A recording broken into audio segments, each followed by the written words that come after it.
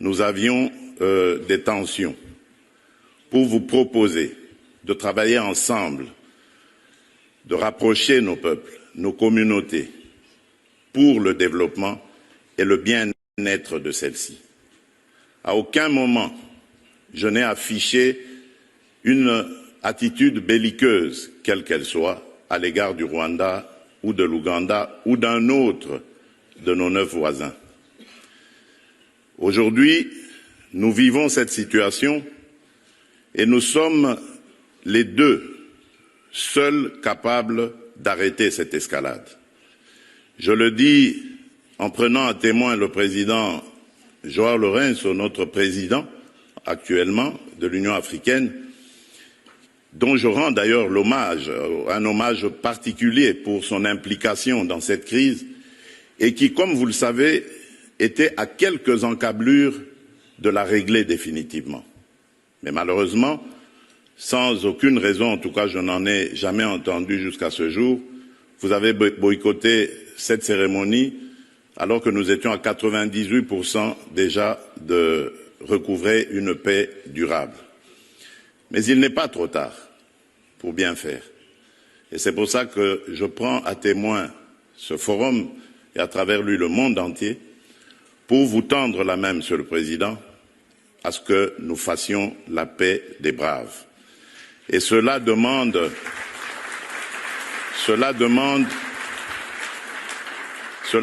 que vous donniez l'ordre aux troupes du M23 qui sont soutenues par votre pays d'arrêter cette escalade qui a fait suffisamment de morts comme ça. Nous les comptons par millions depuis des années. L'histoire nous jugera. Il est temps d'arrêter et de nous tourner vers la paix et le développement. Je remercie. Lorsque le président de la République arrive aux responsabilités en 2019, il fait le choix assumé de la paix. Azui bâton de pèlerins à Tamboli chez nos 9 pays voisins, avec l'idée que je viens à Potozala na ba accord diplomatique Nengezalaka, les accords de principe, et au moins un accord économique pour voir comment on bâtit des intérêts mutuels. 2019, le président de la République, Lair Akoma Nabokonzi. N'oubliez pas que quand le président arrive Nabokonzi en 2019, Rwanda Kagame na Museveni bazaki koyo kanata. La première fois que Kagame na Museveni bakutana na frontière ya RDC na bapeyi wana mibale et le président angolais était là, l'initiative ezaki ya nani? Ya président Tshisekedi. Quand ils sont allés signer mémorandum, je pense que c'était en août 2019. L'air bakenda ki kosalango na Luanda cette fois-ci au centre ezalaki nani? Qui voulait la paix et qui a travaillé pour la paix? C'est le président Tshisekedi. Alors, Namoni Batouebelomoni, malheureusement, ça peut qu'à Bissomoko. Parfois parce qu'on est divisé, parfois parce qu'on n'aime pas le président Tshisekedi, ou parfois parce qu'on veut simplement s'opposer. On parle en oubliant les minimums d'analyse qu'il faut avoir. Parce que mon indeko Israël, Bitumbo yo makambo tozo sala lelo. Eza makambo bandi lelo te. N'oubliez pas que tozara na ba opération au Mojawe, tout, je vais pas revenir na ba détail wana. Et donc, il faut savoir lire les éléments dans les temps. Le président Tshisekedi, quand il dit, il n'a jamais posé des actes belliqueux. Mais dites-moi, Ndeko Israël, qui est agressé? Est-ce que c'est le Rwanda ou c'est la RDC? Novembre 2021, l'ère agression est bandit. Bakota Bachanzu kuna. Nani a bandaki? Nani a bandaki Koboma? Nani a recréé M23? Bisokutu l'ère Makambo et bandaki na Rosolana Prezabi. Il faut avoir tous les éléments. Parce que moi, je suis un homme de paix. Donc, même ma premier enseignement, Ezaki Kokoma, sur la présence rwandaise, les présidents voulaient la tester et les vérifier de l'autre côté. Jusqu'au jour où bateau yo, biso tozana bango na boule, que to construire la paix, mais bango bazana boule la guerre. Alors, dans ces contextes-là, on fait comment, Neko Israël? On ne va pas laisser les forces étrangères venir s'hasarder dans notre pays. Nous devons nous défendre. Donc, le choix du président de la République, c'est d'abord le choix de la construction de la paix. Ensuite, ce qui va imposer Bino guerre, parce que cette guerre d'agression, c'est les Rwandais qui nous l'imposent. Tokangamaboko. Et puis quand le président rappelle qu'il n'a jamais posé des actes belliqueux, Batoubabi, boyazongi simate. Parce que tout ce qui est arrivé après, c'était dans une posture légitime défense en tant que commandant suprême. Nazo peso exemple mususu. Parce que moni bitumbao ba Rwandais babanda biso pour plusieurs raisons. Nga nazalaka na président de la République, toke na pondo.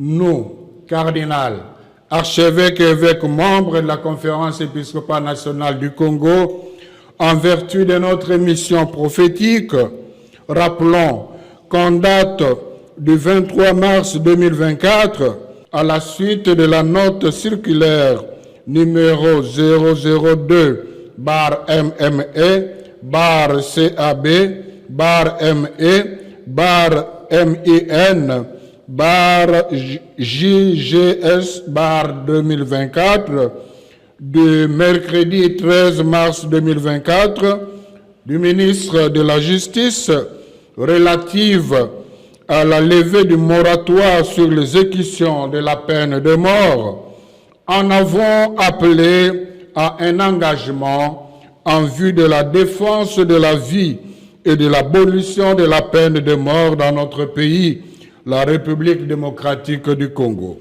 De ce fait, le moratoire devait naturellement aboutir à l'abolition et non à la reprise d'une mesure inhumaine qui, outre qu'elle constitue un échec pour une communauté digne de ce nom, blesse la dignité de la personne humaine créée à l'image de Dieu.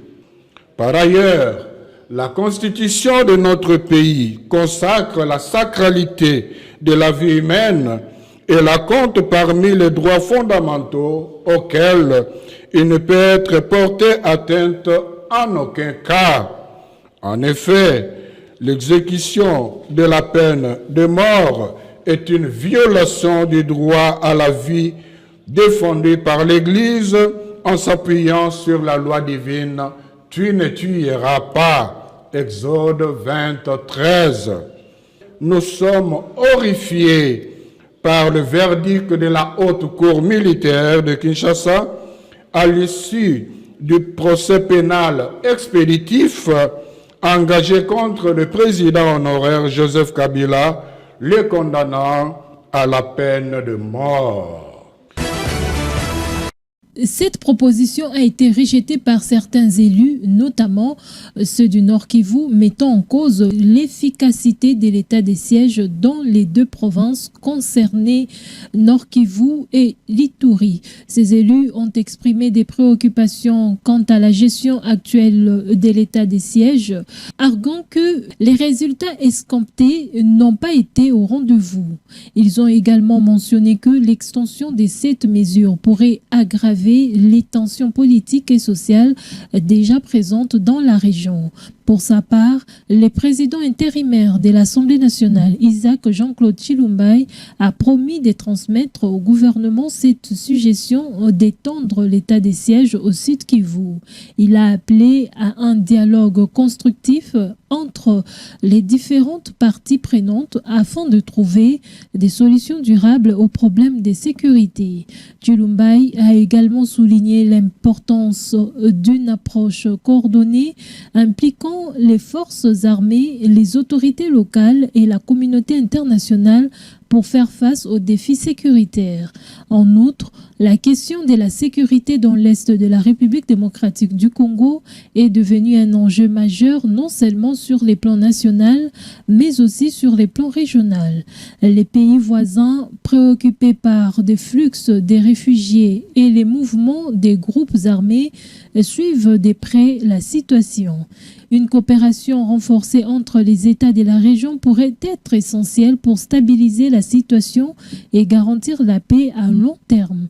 Ainsi, alors que les débats se poursuivent au sein du Parlement, il est clair que la situation sécuritaire dans le Sud Kivu et les provinces environnementales nécessite une attention urgente et des actions concrètes pour protéger les populations vulnérables et restaurer la paix dans la région.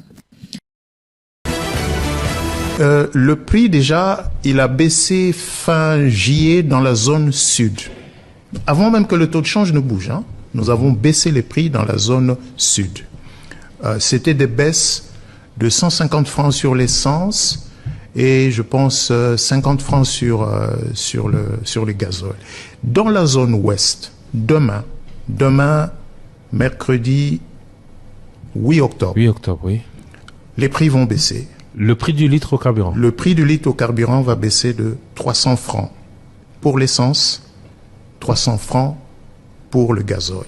Donc il va passer de 2990 à 2690 pour l'essence et de 2980 à 2680 pour le gazole.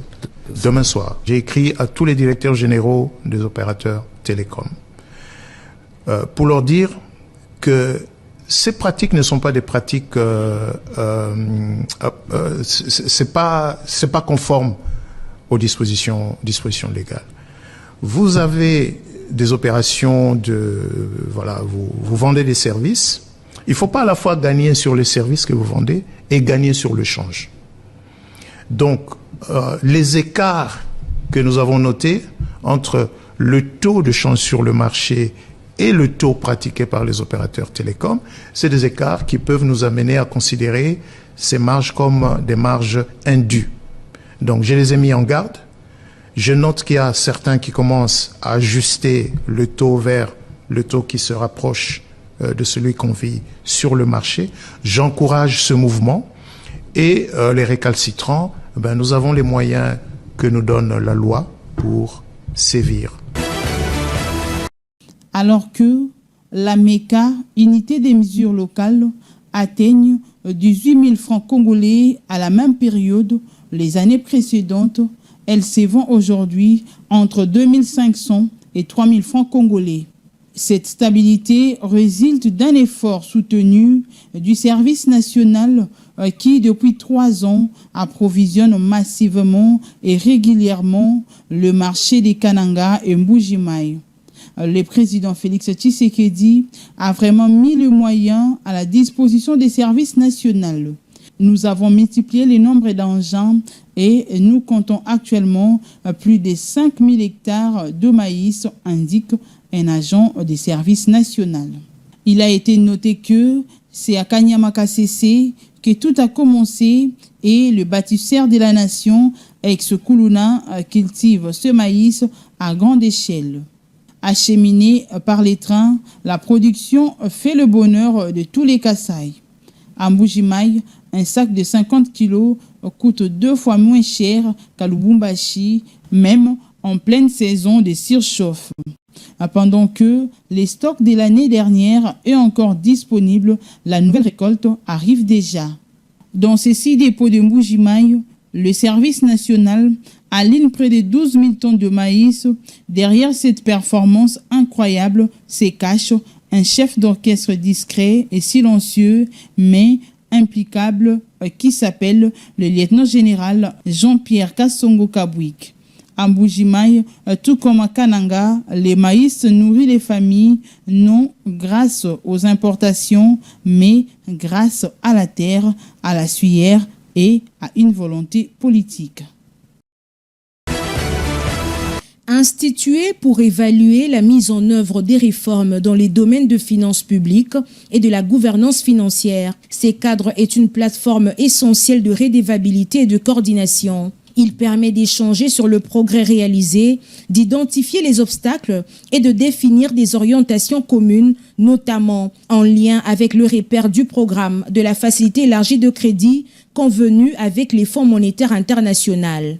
Dans son allocution, le ministre de Finances, Doudou Fouambali Koundeli Botaï, a présenté un état d'avancement détaillé des initiatives en cours. Il a salué les avancées notables, notamment dans l'implémentation du budget programme. La modernisation de la fiscalité directe avec l'instauration de l'impôt sur les revenus des personnes physiques et l'impôt sur les sociétés. Et la mise en place du compte unique du Trésor et la rénovation de la fonction comptable publique. Et le ministre a réaffirmé l'engagement inébranlable du gouvernement à maintenir le cap des réformes structurelles initiées sous le leadership du président de la République. Il a souligné que ces actions visent concrètement à assainir la gestion des finances publiques, à renforcer la transparence budgétaire et à améliorer les climats des affaires malgré le contexte sécuritaire difficile dans l'est du pays. Insistant sur la nécessité de pérenniser les acquis, les patrons de finances ont mis l'accent sur la lutte contre la corruption, les détournements des deniers publics et les blanchiments d'argent, des objectifs qui sont au cœur de la modernisation de la gouvernance. Notons que le ministre des Finances a signé le protocole d'accord instituant les cadres permanents de concertation et de suivi de la réforme des finances publiques avec les ambassadeurs et les représentants résidents du FMI, du directeur des opérations de la Banque mondiale, les représentants résidents de la Banque africaine de développement, du PNUD, tous les membres du groupe interbailleurs en finances publiques. La cérémonie s'est déroulée en présence des autorités politico-administratives locales ainsi que des superviseurs nationaux et provinciaux, du bureau central de la zone de santé et des partenaires techniques et financiers, y compris l'Organisation mondiale de la santé. Au total, 103 personnes ont bénéficié de la vaccination, parmi lesquelles 13 enfants, 66 femmes et 24 hommes. Parallèlement, 627 individus ont été sensibilisés sur l'importance de la vaccination et sur les mesures préventives d'hygiène contre le choléra, dont 428 femmes et 199 hommes. Lors de son discours d'ouverture, le médecin-chef de la zone de Lukolela a souligné que la vaccination demeure un outil essentiel pour protéger nos populations contre le choléra.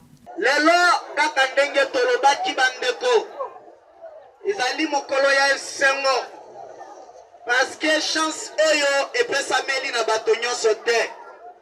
Bato ebele bazali kozanga ete bango pe bazwa mangwele oyo ya bokono ya kolera. Kolera bo elobaki monganga mokonzi ete ezali bokono malamu te, bokono oyo elimbisaka te. Kasi talaka lelo biso tozwi libaku malamu ya kozwa mangwele oyo kobatela biso lobi mpona bokono oyo ya kolera. Elingi koloba ete soki ozwi mangwele oyo yango ekosala ete obatelama ata epidemi ekoyaka ya kolera yo okozwa lisusu bokono oyo te mpona ntina ete mangwele oyo ekobatela yo. Pour conclure, l'Institut national des santé publiques, en collaboration avec le bureau central de la zone de santé de Lukolela et ses partenaires, réaffirme son engagement à protéger les communautés et à renforcer leur résilience face aux maladies d'origine hydrique.